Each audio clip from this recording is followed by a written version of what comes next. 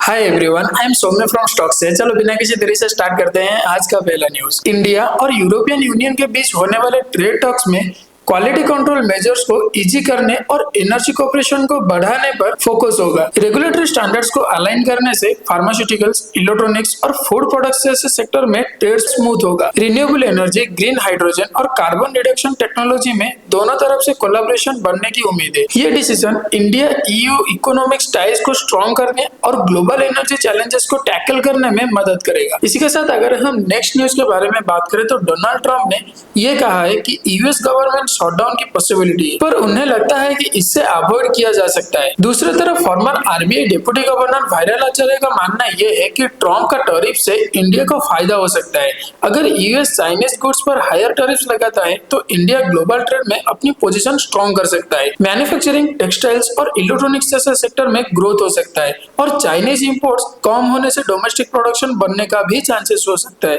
इसी के साथ अगर हम नेक्स्ट न्यूज के बारे में बात करें तो यूएस और साउथ कोरिया ने मिलिट्री ड्रिल्स शुरू कर दिए हैं, जो रीजनल टेंशन के बीच डिफेंस कोऑपरेशन को स्ट्रॉन्ग करने के लिए है। पर एक बॉम्बिंग मिस्टेक के कारण लाइव फायर ट्रेनिंग टेम्परेरी रोक दिया गया है। नॉर्थ कोरिया ने इन एक्सरसाइज को एक प्रोवोकेशन माना है। दोनों देश मिलिट्री रेडीनेस बनाने के लिए कमिटेड है और सेफ्टी प्रोटोकॉल्स को रिव्यू कर रहे हैं ताकि फ्यूचर में ऐसे इंसिडेंट्स ना हो। इसी के साथ अगर हम नेक्स्ट न्यूज के बारे में बात करें तो इजराइल ने गाजा की इलेक्ट्रिसिटी सप्लाई कट कर दिया है, जो कि हमास के वार्निंग के बावजूद एक स्ट्रॉन्ग स्टैंड दिखाता है। ये डिसीजन रिसेंट एस्केलेशन का हिस्सा है। फॉर्मर यूएस प्रेसिडेंट ट्रंप ने इस सिचुएशन पर कंसर्न दिखाया है, लेकिन इजराइल ने कहा है कि ये सेल्फ डिफेंस में किया गया है। हमास ने सर्वाइवल कॉन्सिक्वेंस की वार्निंग दिया है, जो और टेंशन बढ़ा सकता है। गाजा में ह्यूमैनिटेरियन क्राइसिस और सीरियस हो सकता है और इंटरनेशनल कम्युनिटी इस सिचुएशन को क्लोजली मॉनिटर कर रहे हैं। इसी के साथ अगर हम नेक्स्ट न्यूज के बारे में बात करें तो सीतारमण ने इकोनॉमिक टाइम्स अवार्ड पर कॉर्पोरेट एक्सीलेंस में कहा है कि देश के इकोनॉमिक ग्रोथ को लेकर पॉजिटिविटी जरूरी है।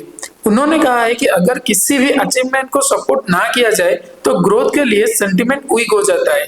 ग्लोबल अनसर्टेनिटीज के होने के बावजूद भी उनका मानना यह है कि इंडिया की इकोनॉमिक ट्रैजेक्टरी स्ट्रॉन्ग है। सीईओज के सामने उन्होंने कॉन्फिडेंस और कलेक्टिव एफर्ट का इंपॉर्टेंस हाईलाइट किया है, जो देश के प्रोग्रेस के लिए बहुत जरूरी है। इसी के साथ अगर हम नेक्स्ट न्यूज के बारे में बात करें तो इंडसइंड बैंक के शेयर में आज 5.4% गिरकर 886 पर आ गया है, जब आरबीआई ने सीईओ को सिर्फ 1 साल का एक्सटेंशन दिया। बैंक के बोर्ड ने उनके लिए 3 साल का टर्म रिकमेंड किया है, लेकिन आरबीआई ने पहले भी एक शॉर्टर टेन्योर अप्रूव किया था। इस वजह से इन्वेस्टर सेंटिमेंट वीक हो गया है। स्टॉक पिछले 1 साल में 42.45%, लास्ट 3 मंथ में 8.41% और लास्ट वीक में 9.11% गिरा है। लीडरशिप स्टेबिलिटी और रेगुलेटरी ओवरसाइट को लेकर कंसर्न बढ़ गया है। इसी के साथ अगर हम नेक्स्ट न्यूज के बारे में बात करें तो फरवरी में इंडिया का कंज्यूमर इन्फ्लेशन आरबीआई के 4% टारगेट के नीचे जाने की उम्मीद है, जो पिछले 6 महीनों में पहली बार होगा। विंटर प्रोडक्ट मार्केट में आने वाले फूड प्राइसेस का स्लोडाउन देखने के लिए मिला है। पिछले साल मानसून डिस्ट्रप्शन और हीट वेव्स की वजह से फूड इन्फ्लेशन काफी बढ़ गया था। फूड आइटम्स इन्फ्लेशन बास्केट का हाफ हिस्सा है, इसीलिए ये डिक्लाइन इकोनॉमिक ग्रोथ और कंज्यूमर सेंटिमेंट के लिए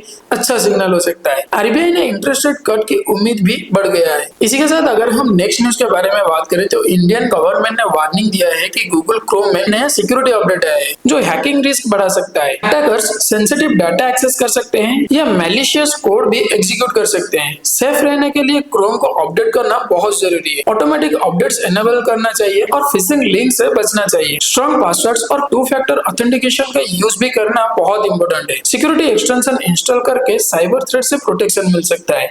इसी के साथ अगर हम नेक्स्ट न्यूज के बारे में बात करें तो रशिया ने यूक्रेन पर अटैक्स और भी बढ़ा दिया है। 1200 बॉम्ब गिराए, 80 मिसाइल लॉन्च किया और 870 ड्रोन्स डिप्लॉय किए। लार्ज स्केल अटैक्स इंफ्रास्ट्रक्चर और अर्बन एरियाज को टारगेट कर रहे हैं। Ukrainian forces air defence system का यूज कर रहे हैं, लेकिन ह्यूमैनिटेरियन क्राइसिस और बढ़ने का रिस्क भी बहुत ज्यादा है। ग्लोबल कम्युनिटी इस सिचुएशन पर नजर रखे हुए हैं और टेंशन बढ़ने की वजह से जियोपॉलिटिकल रिस्क और भी ज्यादा बढ़ गया है। इसी के साथ अगर हम नेक्स्ट न्यूज के बारे में बात करें तो चाइना ने एक नया एंटी हाइपोसोनिक रडार डेवलप किया है, जो 5000 किलोमीटर तक इंडियन मिसाइल को ट्रैक कर सकता है।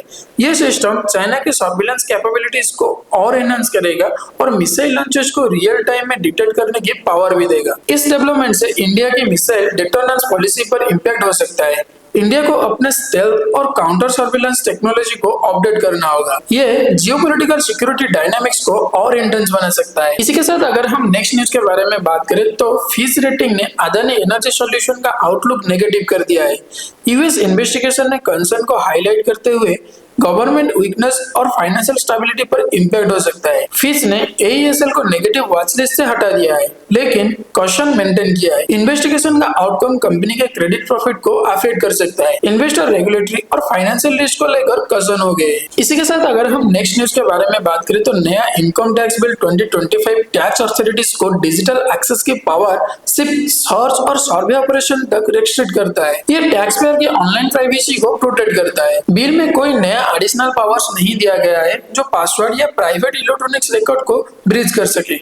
यूनियन मिनिस्टर नितिन गडकरी ने कहा है कि इंडस्ट्री को बार बार टैक्स कट की डिमांड नहीं करनी चाहिए। उनका कहना यह है कि वेलफेयर स्कीम्स के लिए गवर्नमेंट को फंड्स की बहुत जरूरत होता है। इसी के साथ अगर हम लास्टली क्लोजिंग बेल के ऊपर ध्यान दें तो सेंसेक्स में आज 217 पॉइंट की गिरावट देखने के लिए मिला है और निफ्टी भी 22,500 नीचे ही आज सेटल हुआ है। तो ओवरऑल ये था आज का न्यूज अपडेट। अगर आपको हमारी वीडियो अच्छा लगा हो या फिर कुछ भी इंफॉर्मेटिव लगा हो तो आप हमें लाइक करें, शेयर करें और सब्सक्राइब करना मत भूलें। तब तक के लिए हम रहते हैं और मिलते हैं एक नए एपिसोड के साथ।